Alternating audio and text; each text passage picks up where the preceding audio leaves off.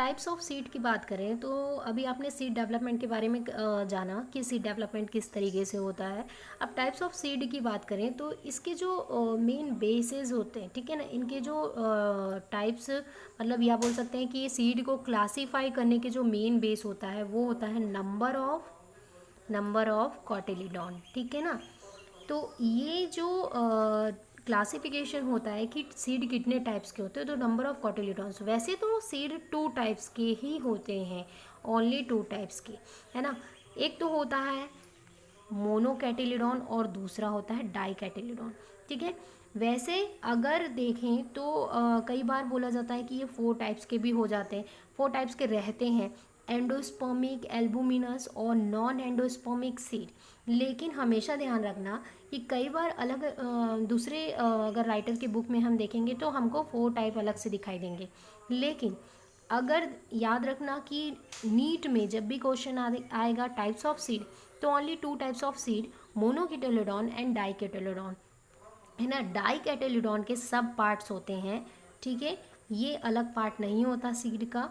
डाइकेटेलिडॉन seed के ही 2 सब parts होते हैं या सब टाइप्स होते हैं, पार्ट नहीं टाइप्स, टाइप्स होते हैं। एंडोस्पर्मिक जिसको एल्बुमिनस बोलते हैं और दूसरा होता है नॉन एंडोस्पर्मिक सीड। क्लियर हो रहा है यहाँ पे। तो यहाँ पे अब जानते हैं मोनोकैटिलिडॉन सीड क्या होता है। अब जाहिर है जब सीड डेवलपमेंट होता है तो सीड डेवलपमेंट में जब क्या होता है कि ओनली वन पेटल, है ना, ओनली वन कैटिलिडॉन फॉर्म करते हैं, सिर्फ वन। तो मैंने बताया था कि जब इम्ब्रियो डेवलपमेंट कर रहा है तो इस तरीके से हार्डल शेप बनाते हैं।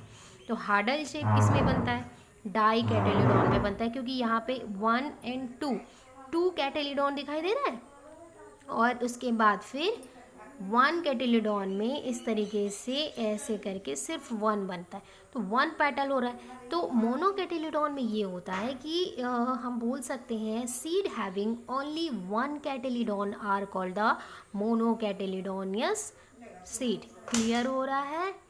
उसके बाद डाइकैटिलिडॉन को हम बोल सकते हैं कि 2 टाइप्स, है ना, seed having 2 cotyledons are called dicotyledonous seed. Clear हो रहा है यहाँ पे। तो इसमें क्या होता है, सीड हैविंग करता है 2, क्लियर हो रहा है, और इसमें सीड हैविंग कर रहा है कितना, 1 कैटिलिडॉन। क्लियर हुआ यहाँ पे।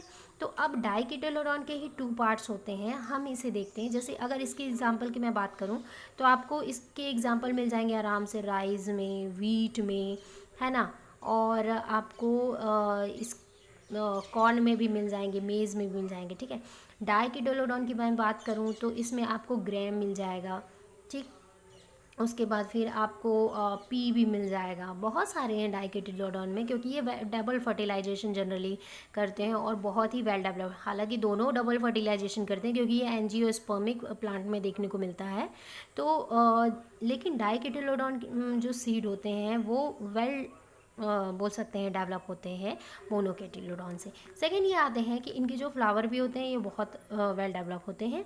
अब डाइकेटिलोडॉन के 2 सब टाइप्स होते हैं। तो सब टाइप्स ये होते हैं, एक तो होता है एंडोस्पर्मिक जिसको एल्ब्यूमिनस बोलते हैं, नॉन एंडोस्पर्मिक जिसको हम नॉन एंडोस्पर्मिक डाइकेटिलोडॉन मतलब कि उसमें एंडोस्पर्म कंप्लीटली एब्जॉर्व कर लेता है क्या, इम्ब्रियो। इम्ब्रियो क्या करता है, इम्ब्रियो अपने डेवलपमेंट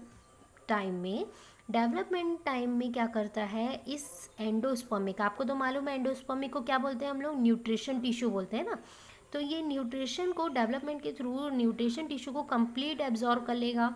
तो वहाँ पे एंडोस्पर्म सेल्स नहीं दिखाई देते, टिश्यू दिखाई नहीं देते।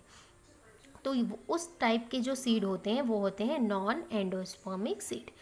अगर इम्ब्रियो डेवलपमेंट के through half half endospermic tissue को छोड़ देता है, लेफ्ट कर देता है, और सिर्फ अपने डेवलपमेंट में थोड़े से एंडोस्पर्म टिश्यू को यूज़ करता है, तो उस टाइप के टिश्यू हम सीड को कहते हैं एंडोस्पर्मिक एंड एल्ब्यूमिनस, है ना, सीड। क्लियर हो रहा है यहाँ पे।